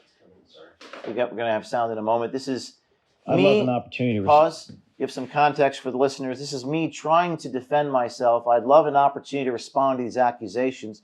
You heard some accusations by Christian Hartsock hurling things at me that I yelled at somebody. Okay, I'd love an opportunity to respond to that accusation. Let's listen to these attempts to make This is from the board meeting right before I was fired. Play it. I love an opportunity to respond when Barry Hinckley is off the phone, please. Ask do I have a chance to respond to this? I would like to read my. Let's bring him in. Go. Let's bring him in. He made no effort to defend himself. May I have a chance to? On mute. I'm sorry. I'd like to respond to. There's 5 or 6 times during this board meeting that I was begging to respond to these weird allegations, and they would not let me respond. They refused to let me respond. Keep going. I think it's only appropriate to have the chief executive officer respond with the facts. I have a right to respond or object to anything anybody was saying. So this is unbelievable, the contradictions here. If you're listening, you can go to O'KeefeMediaGroup.com, watch the full film, subscribe. It's $9. O'KeefeMediaGroup.com to watch this incredibly cinematic experience taking you on the inside. One of my mantras is show, don't tell. You don't have to take my word for it. You can actually hear what these people were saying in the board meeting. Let's go to a few more. This is board member of Project Veritas admitting that he wanted to harm me. When did you switch to wanting to harm James? After James started claiming he was fired. I said he wanted to harm me for making the statement that I was fired. And I think we want to go through some callers, and this is when I go to the audience here. If you want to join the discussion, please DM me, James O'Keefe, III, and my producers will get you in. This is James O'Keefe, III on X. If you want to join this discussion, I want to hear from people who've watched the movie. And I think we have someone that is going to call in a minute, or that person is no longer. Okay. For those of you who've watched the movie or have seen The Truth Inside Veritas, I think Zach Voorhees has watched the movie. So, Zach, you're on board. Go ahead. Zach is connecting. Zach Voorhees, of course, the famous Google whistleblower from 2019, blew the whistle on Google's algorithmic unfairness. Zach watched the full film. I'd like to hear your reaction, Zach. Go ahead. When I saw the movie, I was like, this. I really hope that you release this to the general public, because everybody needs to know the movie was surprisingly good, and I say that honestly. It's like these movies where you click through and sometimes they're iffy. This one is amazing. there was a lot of stuff that I was surprised that you held back. Like, I went into this movie thinking that I already knew the whole story, but the stuff that you had in this movie was absolutely incredible. To all you, to the people that did this to you, James, I have to say, shame on you first. Like, the problem is that you believe that you were Project Veritas, and you pulled a coup, and now you're not doing journalism, and James is. And thank God for people like you, James, that have come through. I trust that you're going to prevail. It's a pretty open and shut thing to me. Like, once you get all the facts out there, a rational person is going to realize that this was a coup. It was done for power, and because of the resilience of one man, James O'Keefe. Hey, Zach, you mentioned after watching the film you saw something you didn't know or something, because you're pretty knowledgeable about some of this. You've paid close attention. What was it about the film, or what did you see in the movie at O'KeefeMediaGroup.com called The Truth Inside Veritas? What was it that really struck you this time around? How the board members, who was that? It was that older gentleman who was in the deposition a lot. George Skakel. George Skakel, yeah. He was saying things under deposition that he clearly was lying about. And to see everybody involved in their ability to lie, like just continuously lie and lie and lie, was quite frankly frightening. And why do you think that? What is your assessment? Is it? I have my hypotheses, but it seems to be based and predicated in some type of envy or resentment for not getting fame. And what do you think? How do you analyze that? Because you're pretty good at getting into depth on some of these issues. Look, I've been an entrepreneur. I've shipped 8,000 units for a product I built in China. I had the same thing happen to me. And when I saw what was going down, I started to investigate. If you look on my timeline, you'll see that I posted James's struggle sessions. And I've listened to that audio about 3 times. And that's actually the reason why I decided that I was going to back you, is because when you hear the struggle sessions, what you see is a person who's coming into a board meeting, hasn't really done anything really that bad, with his tail between his legs. And what he doesn't realize is he's walking into a theater, essentially, in which the outcome has already been predetermined. Mm-hmm. And once I saw that, I was like, okay, yeah, how can you back somebody that's power hungry? They didn't build that. You did. What is that rooted in? Is that because I think the struggle session is something they say, well, this isn't a struggle session, but you see in the film, The Truth Inside Veritas, that George, they don't want me to actually respond to any of these things. So it's rooted in this Maoist philosophy, this Chinese punishment, this you need to feel abused and tortured by us, which is the farthest thing from any American concept of justice. One of the greatest ironies of my life was to see people who are ostensibly right-wingers behave like communists. I mean, these are not unknowing people. Skakel has an MBA from Harvard. Tierman studied economics at the University of Chicago. These are not unknowing people. But it also showed a profound lack of wisdom. And is it rooted in the distinction between knowledge and wisdom, Zach? I think it's rooted in ego and being able to craft an internal narrative for yourself that makes the actions that don't make sense to the individual. And in a way, I almost can't even blame them, right? Because some people are just built that way. And, unfortunately, you were surrounded by them. Well, Zach, thank you. We got a couple of people want to get to before we call it in 15 minutes. I appreciate it, Zach. Let's go to the next caller. This is Mike. Go ahead. You can unmute yourself.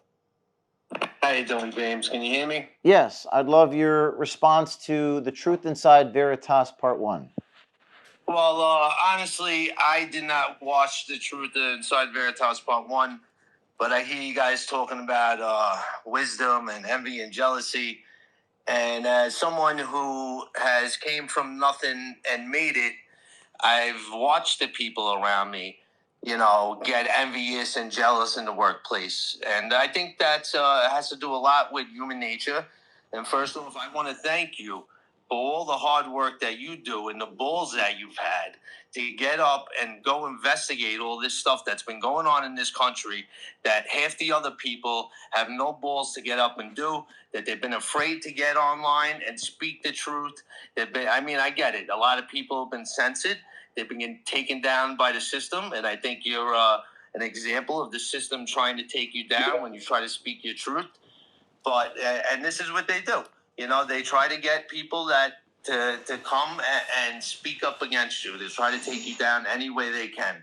It's the why them, not me mentality in the workplace.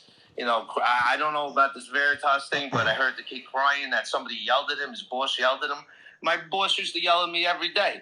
I mean, that's business. That's how it works. There's a difference between reprimanding somebody on the job and telling them what to do. And, Thank you for the comment, and I hope you do watch it. You can watch the 12-minute excerpt on our X page. We've posted a whole video explaining, but I want everyone to watch this movie and support us at O'KeefeMediaGroup.com. Please subscribe. It's $9. People say, why do you charge for journalism? We're entitled to your stories. You're not entitled. That's also a communist argument. You're entitled to my label. No, I'm not talking about you, sir. I'm talking in general. People make comments, but well, let me just finish. Go ahead, sir. Go ahead. I want to point out people don't understand what you're doing. You can't do it on your own. You do need black SUVs. You do need protection. You're putting your life in danger to expose the corruption. Well, did you see the people on the rooftop for our private event in Palm Beach? We had guys look like Train de Aragua. They had masks on. People say, you're DJing. Yeah, I'm DJing with Train de Aragua guys. 4 or 5 bodyguards, bulletproof vests. And by the way, people say, well, you shouldn't have fun. You shouldn't have joy. You shouldn't dance. Okay, what do you want me to do? Be in a cave and be joyless? Yeah, there are definitely a few days or a week or so where you kind of sit back and say, I'm in danger. But you also have to send a message. I appreciate your comment. I want to get to a few more people. Let's go to the next person up. I appreciate that. Oh, and by the way, before I go to the next person, he's right about one of the questions I have. This is a rhetorical question. Are the people at Veritas who have all these very bizarre and strange resentments and envies, what are they going to do at their next employer? You can't behave like this in any organization. Let's go to, who do we have up next? Died suddenly. Go ahead. You can unmute yourself. Hey, James, this is Edward Zoll. I'm one of the producers for Died Suddenly. I appreciate kind of seeing you and getting to kind of work you a little bit at the party. Yeah. And listening to this space has been quite something. I think you mentioned this to Alex Jones prior to the exchange with this Christian fella, is that it's so difficult to fund and operate media on the right. Mm-hmm. It's very long hours. The sponsorships are not as lucrative. We don't have Soros money sitting around the corner for everything. And I found one of the most intriguing parts of this is that you look at what was sacrificed over the last couple of years, especially since going back to your time at Breitbart. I mean, you're one of the founding fathers of the kind of dissident, non-establishment right. Many people, including myself, kind of came up and after you already had set the tone, and just hearing Christian, I had no idea that one of the ringleaders in this is working at OAN now. I was looking at his profile. I was like, holy crap! Christian works at One American News. Maybe not. In his profile, it says he's one of the producers for Chanel Reno, and it just makes me ponder. So you had some very talented people working for you, and I just wonder. Where the rest of them have scurried off to, and as you just noted, who are they else about to sabotage, and who else are they about to unleash the same kind of thing that they did to you, the same coup, the same kind of. Yeah, that's a good question. It's a legitimate question, and it really. Did you watch the Truth Inside Veritas? Yes, Well- I did, and the boardroom was honestly the most shocking part. I think what you just mentioned about the Maoist kind of tone to that whole thing is that you went in there and it was a firing squad. Firing squad. Firing You did squad. your best. No one can be criticized. What the heck are you supposed to do? There's no manual. Well, just Those people that are your best friends, we're speaking to someone who's actually watched the film, and for those of you who have not watched the film, this film is behind our paywall. We are publishing some excerpts on X page, 12 minutes or so, but he's talking about the part of the movie which you can watch by going to o'keefemediagroup.com. It's $9. Where we actually play the video and audio from the famous board meeting on February 6th. And you said it was a firing squad. Just talk to me about what your reaction to that was. You heard the testimony of the employees about sandwiches and I'm a mean boss and some stuff like that. What was your reaction to that stuff? Well, I think you were actually very measured in it. I mean, I can just to set the tone. These people were your friends. You'd provided for them. You'd worked, tireless hours, put yourself in danger to provide resources and to fundraise. Like we say, fundraise. I mean, you have to literally break 10, 15 national stories, to get to where you could fundraise $20 million a year. It's not any small thing. Not anyone can do that. And then the very same people are essentially setting you up. They're setting the tone and setting the stage for a legal battle. Well, that's what that boardroom kind of stunk of, is that they were just trying to throw things at you. They drug up whatever they could drug up, and then the ultimate goal was to get the response. Like maybe they wanted you to have you melt down worse. Maybe they wanted. I think that one credible advisor said they were trying to get me to lose my temper. And what's ironic about that is, I think that's correct. The more people get angry and hostile towards me, the calmer I get. It's like when I'm confronting bad guys, I'm extremely calm. And I didn't lose my temper. So they had to come up with some very strange, truly surreal, bizarre things. It's wrong for me to have a car transport me to meetings. I'm not sure how I don't know what I'm supposed to do. Uber carpool myself. I don't know what the thinking is. But let me ask you a question. You seem like a smart man. Do you think this is just human nature, bell curve distribution? Or do you think, and I don't want to give you a false dichotomy if there's another option, is it human nature that we're witnessing when people are put under pressure? Or is it, something else?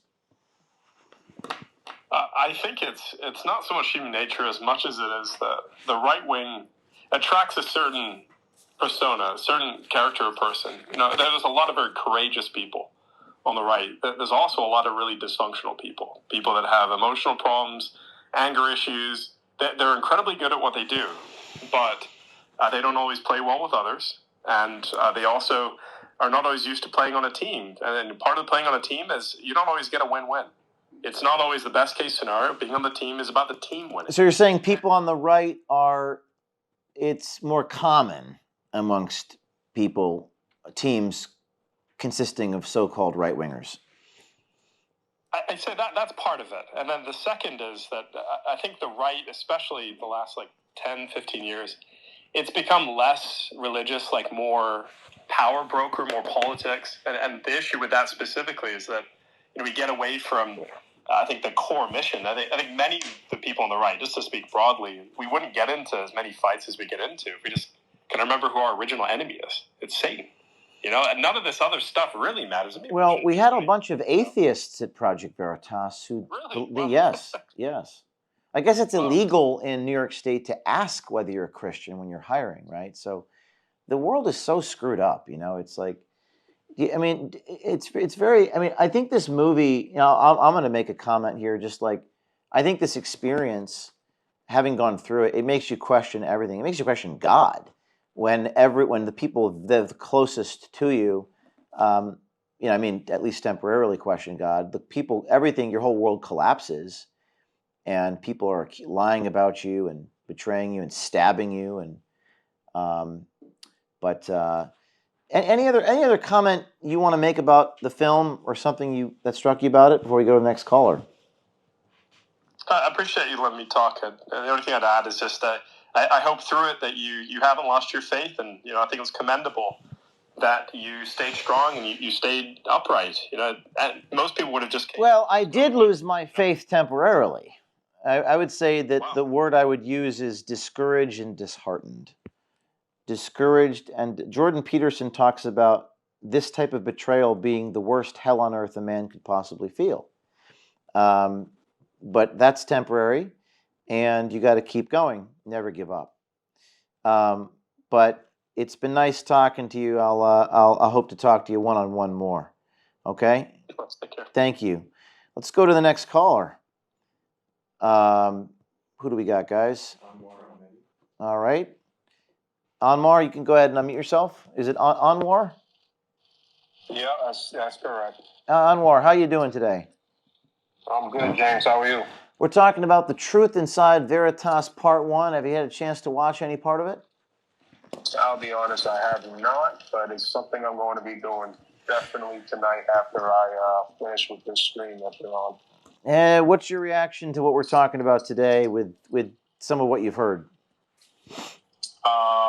So I mean, it honestly sounds like a lot of collusions going on, and there are a lot of assets involved to try to re-guide the focus and try to make you seem like you're generally somebody you're not, and it's a tactic used generally as a psyop to try to manipulate a lot of your followers' beliefs that they have in regards to you. Well, and this whole thing going back with Christian going back and forth with you was just a smokescreen, and how Christian came out guns blazing talking about. I mean, the first thing that Christian opened up with was you inviting somebody on a boat with chocolate-covered strawberries, dildos, and sex toys. It made absolutely no sense. It was an attack, and it was the whole purpose of that was to get everybody to look at you like, oh my God, he's an animal, and he doesn't respect women, or they're just trying to paint this picture of you, when in reality that's probably the only thing they have on you. And with the board members and their IT department, pretty much infiltrating your data and exposing intimate text messages and among other things, is a tactic used by a lot of these big tech, billionaire, trillionaire groups of people to mentally break you. They try to gain hold of you and use you and toy with you like a puppet by doing things like that. And for the fact that you stood your ground and continue to report and bring truth to a lot of people is what you're generally characterized by. Well, thank you for that. We've got some really, listen, as I listen to you and I listen to the other gentlemen, I assume you don't have an MBA from Harvard, correct? I shouldn't assume that. I shouldn't assume that. Do you have an MBA from Harvard? I would like one, but I don't have. Do you have a master's degree in economics from the University of Chicago? Unfortunately, okay. I don't. But what I'm hearing in the voices of the callers is the wisdom in their voices. These are not necessarily academics. And my conclusion from the episode, not my conclusion, my analysis is that there is a difference between knowledge and wisdom. Yeah. And you have some really knowledgeable people that were sending me these pornographic obscenities and publishing medical records and conflicts of interest, but they weren't very wise. And I'm reminded of a Nietzsche quote, if you gaze into the abyss also gazes into you. What he meant by that is he who fights with monsters should look to it that he himself does not become a monster. And I've seen a lot of my colleagues, former colleagues, their actions are that of monsters. And maybe they need to find God if they are atheists. Maybe that would help them. Let's go to another caller. Thank you, Anwar. Let's go to Diamond. Absolutely, thank you. Let's go to Diamond.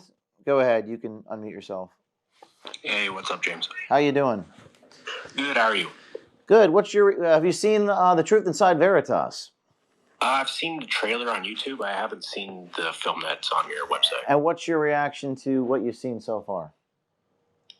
It's pretty diabolical.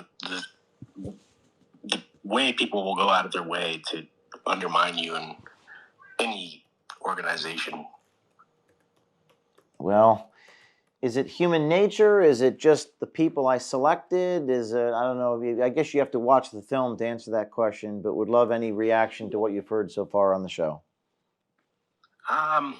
It might be human nature. I think maybe people's conflicts of interest kind of come into play after a while, but they don't really, I guess they don't have to let you know about them, but I'm not sure about the legal side, but I think over time, conflicts of interest. Over time, conflicts of interest, we tend to fight human nature doing this at OMG and Project Veritas and Citizen Journalism Foundation. The preservation to the instinct for self-preservation often comes into conflict with doing the right thing.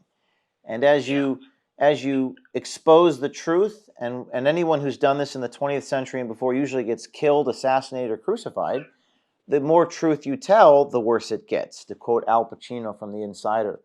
So I think you're right.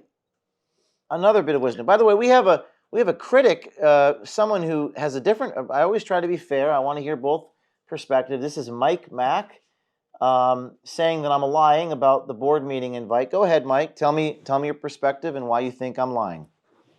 Well, no, I should have elaborated a little bit on that. If he could have phrased the sentence right, he would have been able to prove that you were a liar.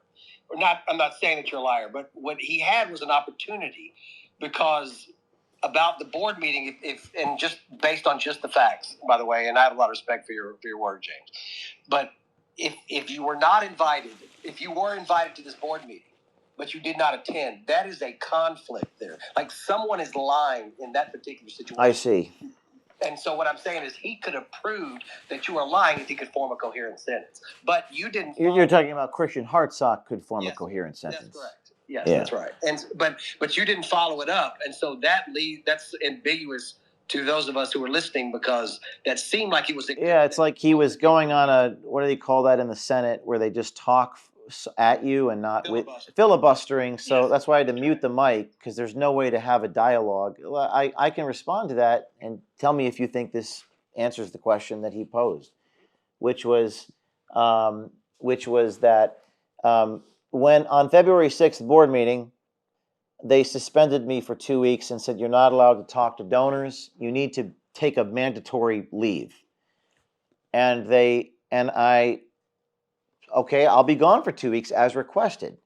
And then while I'm on this mandatory leave for 2 weeks, which they mandated by corporate bylaw, then they requested me to come back to work to attend a board meeting. And I was put in an untenable situation, right? Because if I did come back, then I would be violating the previous directive. That's how I saw it. And I think it was quite irrational. So I decided to follow their original directive, which was don't contact any donors and don't, they told me to be gone for 2 weeks, which is what I followed their direction. And that's what my attorney advised me to do. So I followed the legal directions I was given. And I think the whole process was quite irrational, and that was more of this in the movie, The Truth Inside Veritas. And then on February 10th, they indefinitely suspended without pay, which under New York law is being fired. Does that make sense?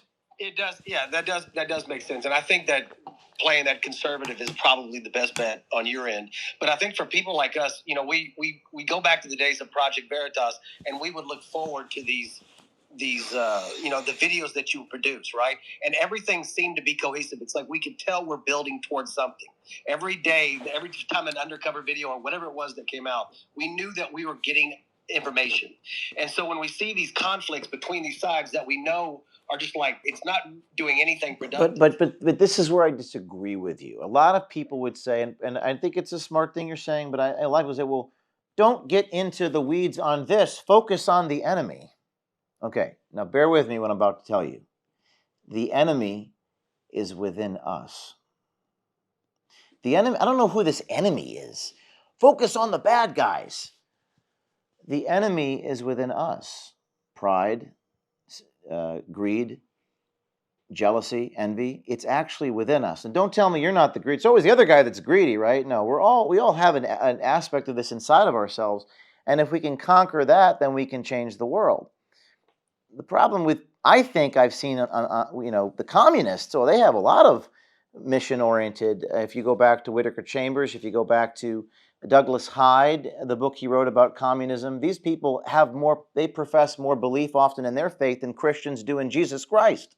So I found that the fight is within. And that's why I think this is a story worth telling, because you can't expose corruption if you don't have the right people that are engineered to fight the conflict within themselves. And that's what this story is really about. You can't have a team of pirates, going after the Pfizer and the FBI if they don't have integrity, because it'll just collapse. And that's what I think the next stage of this battle is, right? So thank you for the comment, Mike. I'm glad we could clarify at least some of that. We're going to answer a question posed by Mario's team, a question answer on the air. This is a person nervous to say this, but I'm going to answer it. They're anonymous. They say, the intimate text messages that were shared about James and his girlfriend, this is an ex-girlfriend of mine, about a year ago, Kyle Seraphin, the FBI agent. By the way, hint, hint, that might be part 2, 3, 4, or 5 of the series. Kyle's going to have a nervous breakdown when he hears this. I don't care. He's a Fed. He's a disgusting, nasty Fed boy, and I'm not afraid of him. And he's a punk, and he's a loser, and I will get those unredacted affidavits, so help me God. But anyways, the intimate text messages that were shared about me and my ex-girlfriend, how were those obtained? This is the question posed to me. Someone doesn't want to post it, but I'll answer it. How were those intimate text messages obtained, and what was the purpose of them using them against James? I don't know why someone would publish intimate text messages. Now, I know what you're going to say. Well, James O'Keefe publishes undercover videos all the time. No. I have never gone into someone's master bedroom and recorded them having sex or recorded them talking to each other about intimate moments. I think the First Amendment does not include protections of spouses or consenting adults talking sexually with each other. There's absolute no purpose to publish that or record that, unconsenting information. It's illegal. Revenge porn is illegal. Zero-party consent recordings are illegal under federal law. I don't believe in bugging people's bedrooms. Why would someone do that is the question. I don't know how to answer that. I'm not a psychologist. I think they thought, so you're asking why would Kyle Seraphin publish intimate moments between me and my girlfriend that he was not a party to? I decline to comment. But some of these people are hurling homophobic insults at me, and some have said that was a projection of who they are. So if you're constantly calling someone a, quote, faggot, and you're constantly calling someone, quote, gay, maybe, just maybe, that's what you are, okay? And that's my response to that. The first part of that is, how did they obtain them? They were obtained when they fired me. They got my cell phone, and they were able to extract, messages from Telegram, which was synced between my personal device and my work device. So unfortunately, they were extracting information that was synced between devices. It's one thing to obtain it. It's another thing to publish it. It's unlawful. It's a tort. It's tortious. You can't do it. And that's what I'm suing them for. I hope that answered the question. Any others before we adjourn? One or two more? What's that? Malloy Strickland? Malloy, go ahead. Malloy, you're live. Go ahead. Unmute yourself. No? Okay. Hello? Oh, there you are. Okay, go ahead. Yes. Well, I've been a fan for a while. I really like what you do. And I didn't see the movie, but of course, everybody heard the news that you had been fired from there, and I was like, have they lost their mind? I mean, James O'Keefe is Project Veritas. This is not. I mean, you founded the thing. And it didn't make any sense to me. And you know, I can't understand why they thought they could stop you by doing that. Yeah. That never made any sense to me. Well, that's the thing. It doesn't make any sense, and we're hoping to make sense of it in this movie, The Truth Inside Veritas, which is streaming on our website. You can go to O'KeefeMediaGroup.com and purchase it for $9 a month as a subscription. People complain about us charging for some of our journalism. They say it's immoral. My response back to you is this. Do you pay for Netflix? Do you pay for Apple, iOS? Do you pay for cable? Have you ever paid for cable news? Do you pay for any type of news? Do you buy a magazine? Do you buy a movie? Do you stream music? Do you pay for a movie off of Apple? This is a legendary film. And I'm not even the one, I wrote some of it, I put some of the exhibits together, but the guy who produced this did an incredible job. It's a cinematic masterpiece, and it might be some of our best work. And we've shown you about 12 minutes of it online for free, but the full hour, you're going to have to pay $9. We got sued last week, by the way. Do you know how much lawyers cost? $500, $700 an hour. I'm not sure how people expect us to pay those attorneys. And should I put another hater on? Do we bring one more hater on, or are you guys done with the haters? I feel like haters are fun. I like haters. Let's see if this guy has the courage to speak up. Let's see if this guy... The official B, are you there? You're on mute. James, we have your soul. See, this is demonic behavior. Can you use your real voice, or do you have to run it through a film? Oh, he canceled. That was one of the Project Veritas people. That was, I believe his name is Brandon.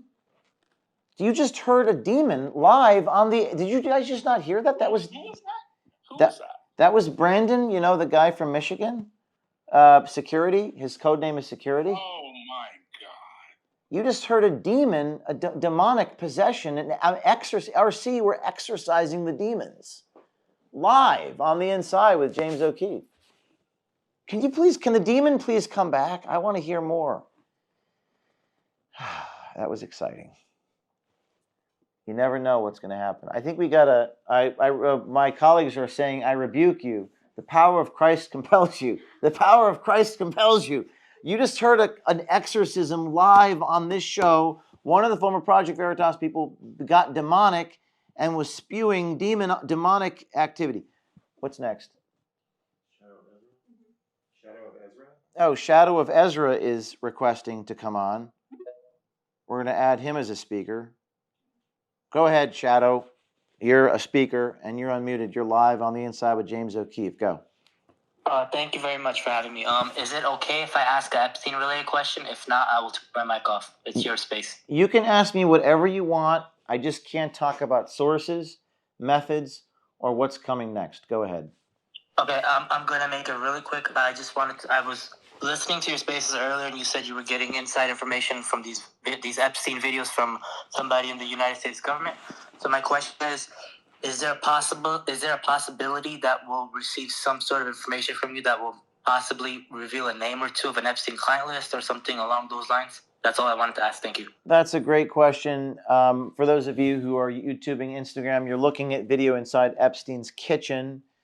Shadow of Ezra was asking about what's coming out next. You're looking at video inside of Epstein's library. This is what Rogan covered yesterday's chalkboard. We got a lot of attacks for publishing this. I don't know why. Do they not want me to publish this? I don't know why people attack me for publishing. I guess they think that there should be more. We want more. Well, okay. Well, we're working every day, a day and night to get you more. Let me answer your question this way. The people that came to us with this footage inside Epstein's library and bedroom were inspired because we published the video of the Prince Andrew banging underage girls audio. And a lot of you guys attacked me for publishing that. You thought it wasn't big enough.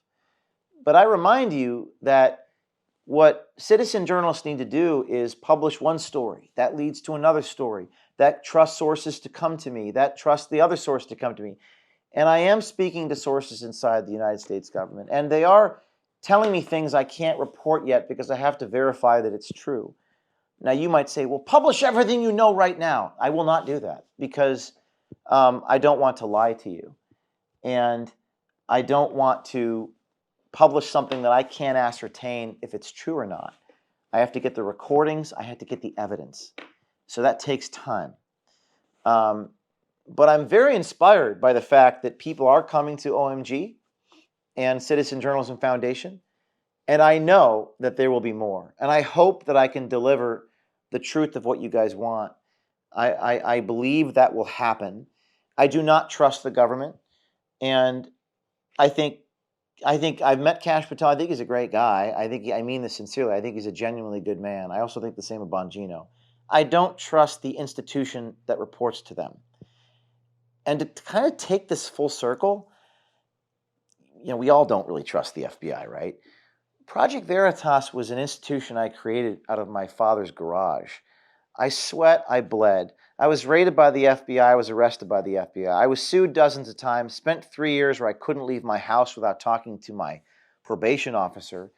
And I bled and sweat and I built it and they stole it from me. And they removed me from my own creation. And it kind of leads me to believe that all institutions in American society have basically become institutionally corrupt and incapable of delivering to you the justice and the truth that you demand. So the answers have to come from people on the outside like us. So when you comment at me and attack my team for not doing enough, when the guys sitting next to me are working 20 hours a day and our undercover reporters are literally risking their lives going on dates with corrupt people, my response to you is, why don't you step up and join us? Why don't you do the job? We're doing everything we can. I'm sorry I'm not doing more, but I will do more. Stay tuned. Look at this. This is a picture of the phone of Jeff Epstein and all of his closest speed dials. The FBI did not give this to you. The Department of Justice did not give this to you. This was given to you by an individual who doesn't trust the government, so they gave it to O'Keefe Media Group. And whoever that is, I can't say who that is. They'll have to waterboard me. They'll have to torture me for me to give up who this is. If the United States Supreme Court were to order me to reveal my source, I would tell the Chief Justice, Your Honor, you're in error. I shall not reveal my source because we have integrity. And that's what they trust. And that's why I want you to join our team at OMG, apply to work for us. You have 3 ways you can get involved. You could come work for us. You could donate to us or subscribe to watch the film The Truth Inside Veritas, $9, O'KeefeMediaGroup.com. And number 3 option, you could do absolutely nothing. So with that said, I have to wish you good night. We're going to be on Patrick Ben David's show in the morning in Fort Lauderdale, and hopefully other shows in later in the day. Tim Pool live. Stay tuned. God bless America. And I'm going to pull that demonic clip up because we saw an exorcism and it was really cool. Have a good night. Peace out. Bye-bye.